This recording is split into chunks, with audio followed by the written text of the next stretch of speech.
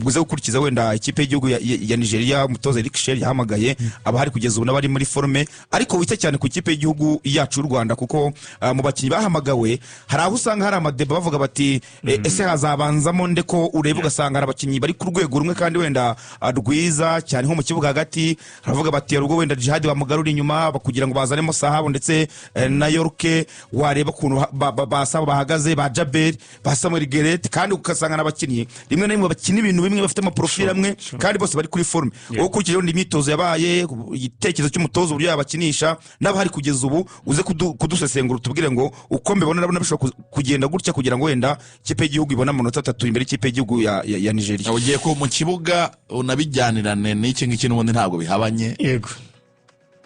Watubwiye factors zo hanze y'ikibuga Stade Amahoro aba DJ ibintu biraryoshye noneho nyine mu bijyanye n'ubundi n'ikibuga ari nabyo tuvuga ngo abanyarwanda bazaze batikandagira Amavubi afite ikintu ya presenta kuri Nigeria ubwo n'ubundi birabijyana birajyana n'icyo kibazo ngira ngo hari banza naho naringiye guherana nagisubiza barakoze kunyambika umwambiko w'umusesenguzi mu by'ukuri ikipe y'igihugu nabyinshi byo kubera ko buriya ngewe umukino wa uyo ntabwo wamaye ishusho y'ibyo twakora kuri uyu mukino ahubwo umukino twakinnye na Nigeria mu Kigali mu kwa 9 yego kunganya ugiye muri statistique uriya mukino twari dufite possession ya 49 kuri 51 9 Rwanda ngira ngo ushobora ko ari mu nshuro nkeya nabonye Amavubi ashobora gukina n'ikipe nk'iriya nkuru akagira possession tukajya mu rugamba nayo muri ni possession hafi 50-50 kuko ubundi akenshi na kenshi Amavubi twajyaga muri ibyo bita low block gukinira muri metero nka 40 era ya mashami murayuka izindi ugutsinde ibyo ndabizi ariko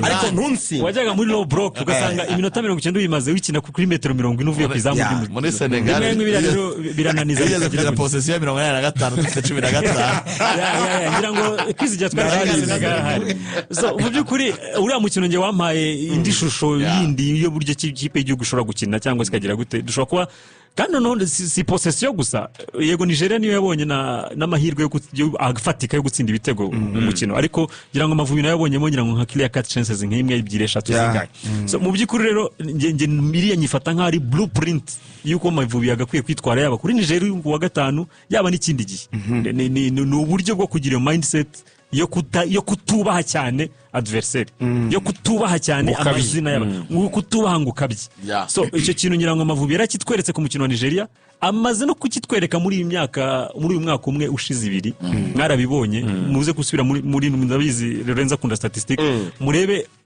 how much we have progressed muri possession based game how much we have progressed kuva kuri average y'amahirwe turema match Benin Kigali twaradobye urashobora kubaho urugero ko ko tutatsinze ariko reba occasion zabonetse ku mukino wa Libya exactly akabura gusa kuzikonkretiza mu by'ukuri ni ikimenyetso cy'Amavubi mashya niko navuga mu mikinire mishya mu myumvire mishya mu matwara mashya mu mikinire so irangiye niyo umukino navuga fatizo mbona mishusho y'umukino wo kwa gatanu n'ubundi uko twakinnye nabo abakinnye nabo nta mpinduka nyinshi zabaye twavugaga iby'abatoza n'ibyo ariko abatoza burya ntibakina n'uguhuza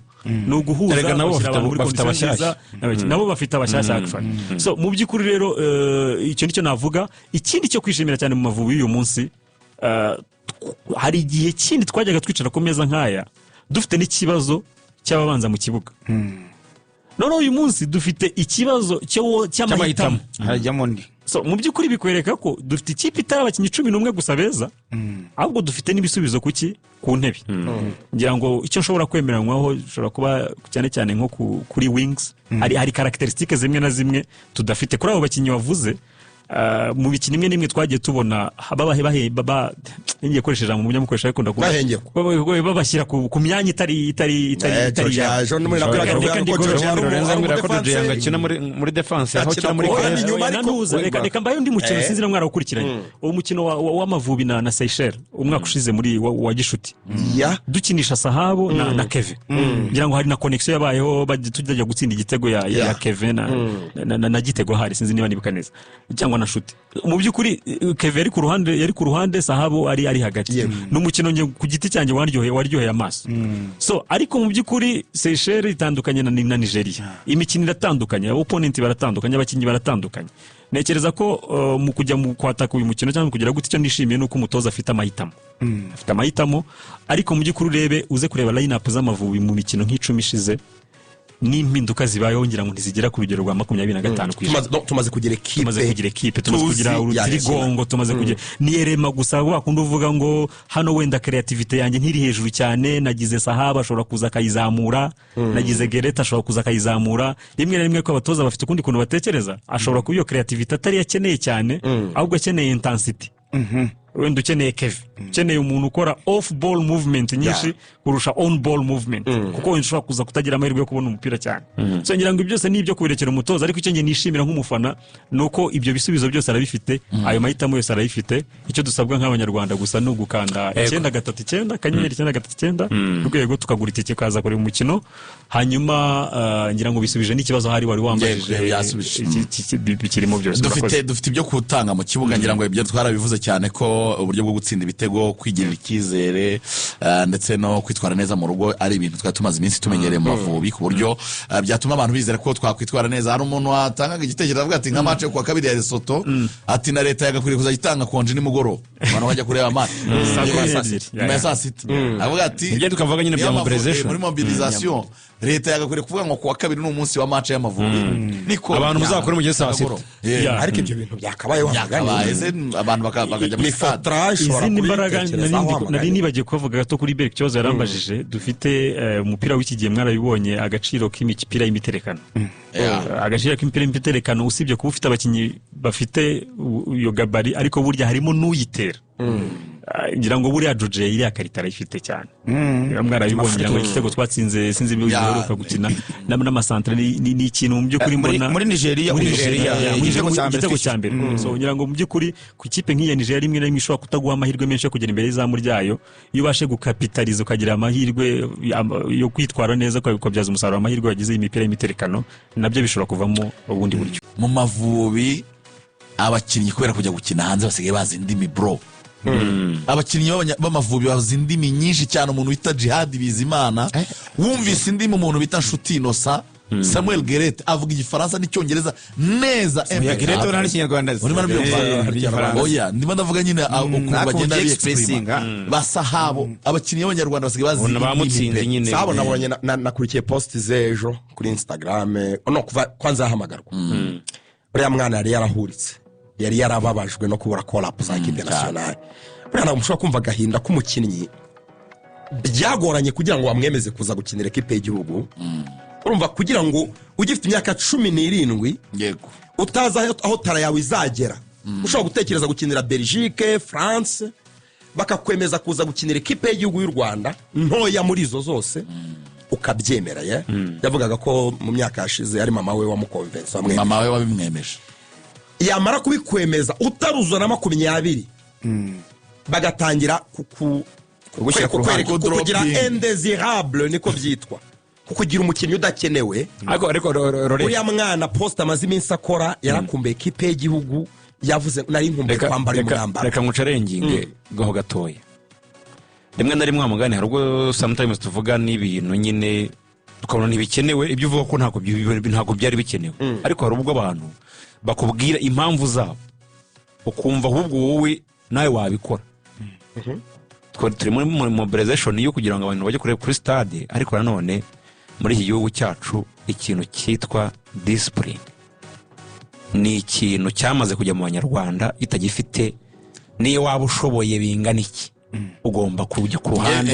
Ikintu cya discipline ushoboye gake agahabwa umwanya. Ni ikintu abantu rigeri y'umutoza. Discipline ni ikintu abantu ni ikintu umuntu ashobora kwitwaza. Iryo jambo discipline ni ijambo umuntu ashobora kwitwaza kugira ngo look, reka nkwereke Ruvuya.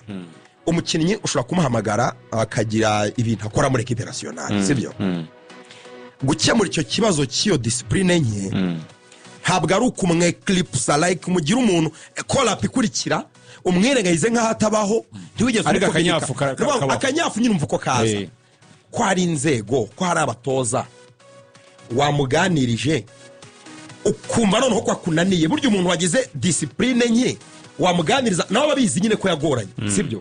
Ariko ibintu byo kumera nk'aho nyine like ukamera nk'atakibaho, hari igihe ejo bundi azabona ekipe nziza ikomeye akamukinnyi w'igitangaza kugira ngo uzongere umugarure muri ekipe nationale bikagorana icyo kibazo cya discipline umuntu wese afite uko yakijera cyane cyane muri iyi myaka ya basahabu imyaka ya basahabu imyaka ibigoye ku mukinnyi basahabu kuko baba bavuye hanze ba Eritatu ntibaciye muri ekipe nationale nk'ikibazo cya discipline ya sahabu ni ikihe muzi Eritatu sahabu ikibazo cyabo cya discipline ngiye impamvu bivuze gutyo yewe nanjye sahabu n'umukinnyi nabona ko agomba kuba mu ikipe y'igihugu biza kuntera kubaza no gushaka amakuru ariko amakuru nabonye yaba ariyo cyangwa atari yo ngiye yarambabaje kumva ngo umukinnyi niba izi korapu nyine ukabwira igihugu ngo ngewe wano kugira ngo nze ugomba kuma business class sibyo urwo ni urugero icyo ni kimwe second nyine kwatendinga participation fee ugomba kuba $3,000 by'idolari kandi wenda ngewe abakinnyi igihugu kigena 1,000 cyangwa 500 iyo ni ingingo ya kabiri ingingo ya gatatu twese tujyana n'amakipe y'amakrebe n'ibihugu n'iki iyo tugeze kuri hoteli ikipe agiye gukina abakinnyi benshi sinzi niba uko bijyana no muri za Arsenal muri za Man barararana ngewe icyumba cyanjye maswiti yanjye ngiye nyine who are you niba utemera kondisiyo ushobora kubaza mu mupira w'amaguru ruvuye buretse gato umupira w'amaguru ntabwo ari ubuzima busanzwe umupira w'amaguru icyo kibazo ntikibaho cya who are you ntushobora kubaza umukinnyi ukeneye ngo who are you ari ibyo uramutse ubaje ngo who are you ntabwo Nigeria akaba ifite Ademola Lookman yari eligible mu Bwongereza ariko ntabwo turi Nigeria Ademola Lookman yakaba ari muri Nigeria nyine ntabwo turi Nigeria ntabwo Ola Aina yakaba ari muri Nigeria ntabwo izo kese ntabwo ari kese za discipline urumva ari kugira ngo mfashe ibi bintu nibyo baganiraho ntabwo nafata uruhande icyo nshaka kuvuga abakinnyi baraganirizwa icyo nshaka kuvuga umutoza yabiganiraho na management ya ekipe uyu mukinnyi kari gushaka ibi bintu bizaboneka twabibona igihe bitabonetse bakamara ntabwo bibonetse ariko ntabwo tuvuga ngo yansuzuguye ngo yashatse gukora ibi bintu tumushyira ku ruhande ariko imikoranire ntabwo ikunda none se waza no kuri RBA bakakubwira ngo umukozi tumuhemba miliyoni icyo kibazo rero umupira w'amaguru ukavuga ngo wowe ukavuga ngo niyo mumuhemba miliyoni icyo muzajya nababwira cyo nanjye nemera hano ntabwo dukina umupira Frank Thorsten Spitzer igitsure cye cyari gikenewe rigeri bikenewe abantu bagomba kugenda ikenerwa ahantu hose ahantu rega mabwire ibihano bye bitinyitse uburyo hana mu oya ahubwo uvuga ngo ibihano byigeze bibaho uhita ushyira umuntu ku ruhande ako kanya ntumamagaye nawe rigeri yo ni nziza ruvuya yakoze ikosa mu buryo buri professional ushobora kumukominika icyo utishimiye akora ukamusaba kugikosora yakora kugikosora ukamumenyesha ko utazamuhamagara kama warning ibyo vuga byose yarabimubwiye warning yarayimuhaye fata case imwe tuzi case ya Eritatu ko byagenze tuzi case ya Eritatu uburyo mwatsi imyambaro bagenda gutyo gusa nta n'umutoza umuvugishije kesi z'abakinnyi imwe kuri imwe arakandi kantu yatambitsemo kari kuhorana pe ahantu yavuze ngo ngendana n'umu aja wanjye ahantu hose ngiye ubwo mu aja we baruburije kujya bamutegera bakamuzana hano basanye n'ibiri kugorana baramutugorana reka nk'urugero barabikora kubera ko muri bene twavuye njye nawe turi kumwe njye nawe turi kumwe ariko yarakuze nawe nyaraniyogoshesheje ntabwo kibigendera njye nawe turi kumwe umuntu umwe muri Ferwafa yatubwiye kuri kesi ya Sahabu atubwira ibyo bumvikanye uvuga ngo twari kumwe njye nawe atubwira ko amafaranga ari na makeya ayo baho mu aja we yaje do poche azanye na Sahabu kugira ngo nyine amurebe yari amadolari 500 bamuhaye Sahabu ayo bamwongezaga ayo bamuhaga bamuhaga icyatanga sibyo Sahabu bamuhaga icyatanga kuri collab sibyo icyo gihe Ferwafa nta kibazo yari ifite batubwiraga ngo turamukeneye aya mafaranga si menshi twarabyemeye sibyo ni gute waba warabyemeye unabikora nyuma ukabigira case ruvuga ngo umuntu yabitwibwiriye turi umwe bafata ibyemezo muri federation warabyemeye urabikora nyuma n'umubwira ngo ibintu twabihagaritse bizaba case uyitangije ninde ntabwo ari wowe warabyemeye reka tumwumve tukigira nk'amakuru tutayazi reka tumwumve Sahabu nare mu kintu tugiye kumva nawe uburyo biteguye uyu mukino w'ikipe y'Igihugu y'Amavubi ndetse n'abagenzi be muraho ni Hakim Sahabu uri hano ndishimye kuba narongeye kugaruka mu Mavubi ndabasaba ko mwazaza kudushyigikira buri munyarwanda wese uri ku isi yaba ari imbere mu gihugu ndetse no hanze dufite imikino ibiri ikomeye ya Nigeria na Lesotho. Twe nk'ikipe turiteguye, ndakeka ko namwe mwiteguye. Twe twiteguye kubarwanirira tugatsinda iriya mikino ibiri, tuzabaha byose dufite. Buri wese yiteguye guhura na biriya bihugu bibiri. Turabashimiye ko muzaba muhari ku bwacu, turabashimira ko muhora mudushyigikira. Twizeye ko tuzababona kuwa gatanu. Hello everyone, this is George Akwizera. Suhuje buri wese, ni George Akwizera, umukinnyi w'ikipe y'igihugu y'u Rwanda. Ndashaka gutumira buri wese kuri uyu wa gatanu ko yazaza kudushyigikira ubwo tuzaba turimo gukina na Nigeria mu gushaka iki gikombe cy'isi. Dufite amahirwe menshi kuko tuzaba turimo gukinira mu rugo, ariko kandi dufite n'undi mukino wa Lesotho. Tuzabikunda buri wese naza kudushyigikira. Muraho, ni Jihad Bizimana, kapiteni w'ikipe y'igihugu Amavubi. Nashaka kubatumira kuri izi match ebyiri dufite, Nigeria na Lesotho. Kubana natwe bizaba ari izindi mbaraga. Twabasabaga yuko mwazaza kudushyigikira, natwe turabizeza yuko tuzatanga ibyo dufite byose kugira ngo tubone intsinzi. Murakoze.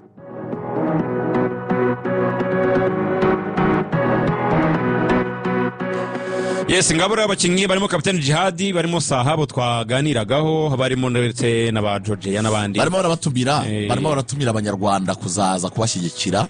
Batwijeje ko bazaduha byinshi cyane. Amavubi afite ibyo kuganiraho, n'ubundi n'ejo tuzabiganira. Lorenzo, Amavubi afite abakinnyi beza benshi bamaze igihe barimo baritwara neza mu maklebe yabo. Abo ba Hakim Sahabo, abo ba Muja Bonheur, abo bakinnyi ba Jihad n'abakinnyi bose barimo barakina mu makipe yabo kandi amakipe meza ku buryo twizere ko bazatanga umusaruro. Indi yafite gato ku Mavubi, ubwo abantu bibazaga ngo Ombolenga na Yunusu nyuma wenda yo gushyingura mu bubyeyi wabo bo bihagaze gute. Bakoze imyitozo, abahungu ku munsi w'ejo bakoze imyitozo kabisa furu buzuye neza. Ubwo nko kuri Ombolenga we ushobora no kubanzamo nakakabazo k'imvune, nahoze numva ejo Axel abikomozaho. Abaganga batanze raporo ko Ombolenga ameze neza, nta kibazo na kimwe afite, ari fit 100% ubwo ku mukino yakoreshwa barahari, nta kibazo na kimwe gihari. Yego, ubwo birumvikana ibindi byo n'ibiganiro biruze kuba byo bibanziriza umukino ku munsi w'ejo. Izi neza mu mutwe, natwe turimo kubakurikirana tukabatera akanyabugabo, mbese turimo kubayobora ndetse tukanabashyigikira muri rusange, nta kinini kiyongereyemo. Voilà, donc il y a pas beaucoup de choses à rajouter. Ntabwo ndi buvuge ku byahindutse mu myumvire, gusa icyo nzi nuko abakinnyi banzi, nanjye benshi muri bo ndabazi, kandi ubuzima niko bumera, hari intangiriro hakaba n'iherezo. Njyewe rero ndacyari mu ntangiriro n'abakinnyi, kandi ni ibintu byiza. Imbaraga zirahari hagati yanjye n'abakinnyi, turimo kumvikana ku bintu byose. Cyiza kirushijeho nuko turimo kubahana rwose. Munyumve neza, ntabwo nigeze ngira ikibazo cyo guhuza nabo ururimi kuko byagiye bimbaho ahandi nagiye nyura. Gusa ubu ndatekereza ko mfite ikipe nziza, ifite ibyiyumviro byiza, gusa bagomba kubinyereka mu kibuga ku byo bafite. Niharamuka habaye impinduka tuzabibona nyuma y'umukino. Yego, nibyo turacyari mu ntangiriro, ntawe narenganya, nta n'icyo nahindura, gusa hari ibyo tugomba guhindura. Gusa ibyiza tugomba kubigumana ndetse tukanabyubakiraho. Niyo mpamvu navuze ngo tugomba kubasunika kuko dufite akazi kadutegereje. Amavubi ntabwo aba arangiye nyuma y'umukino ku mukino, gusa icy'ingenzi ni uko twatanga byose dufite, tukerekana ko hari ibindi bishya dushoboye nazanye muri iyi kipe. Il faut les encourager et on a un travail qui nous attend. Ubutumwa naho abanyarwanda munyumve neza, ahubwo ndagira ngo bo ari bo bampa ubutumwa, gusa ndabizi ko hari ibyo biteze kandi tuzakora ibishoboka byose kugira ngo bishime nk'abantu beza cyane muri iyi Afurika, kuko namanze kubona uburyo abanyarwanda baza kuri stade, uburyo bose baba inyuma y'ikipe yabo y'igihugu. Ni ibintu bitangaje cyane. Ndabizi ko abakunzi b'Amavubi ni abantu bakomeye cyane. Icyo nabasaba n'ubundi ni uko bakomeza kuba uko bameze, gusa bakongeramo akantu kuri uyu mukino. Turabakeneye kuko nibo bantu ba kabiri dukeneye. Mubabwira ko mbaye mbashimiye mbere, nizeye ko bazaba bari inyuma y'ikipe. Navuga ko aribo bantu ba mbere bakunda ikipe yabo muri Afurika, bayishimira ndetse bakanayishyigikira. Rero nta kindi nababwira uretse kuba mbashimiye mbere. Merci d'avance. Je sais qu'ils seront derrière cette équipe-là. Je sais qu'on a, je peux dire, l'un des meilleurs supporters en Afrique avec leur positivité, avec leurs encouragements. Je leur ai dit merci d'avance. Amakuru duhawe nuko azi ngo n'igiswahili, ubwo mu itangazamakuru uzana kimubaza azaba yiteguye ko azagisubiza. ubwo byanakoroshya rega bano bakinnyi b'abanyarwanda benshi igiswahili baba bakizi kubera guhura n'abakinnyi bavuye mu karere byakora ku batazi igifaransa yajya babwira mu cyambere igiswahili bikora n'umunyarigeriya bivuze ngo nkaba Samuel Gelete na Basaha bashobora kuvugana azi icyongereza ashobora kuvugana na Georgia igiswahili hari umunyarwanda hari umukinnyi w'umunyarwanda ukenda igiswahili gusa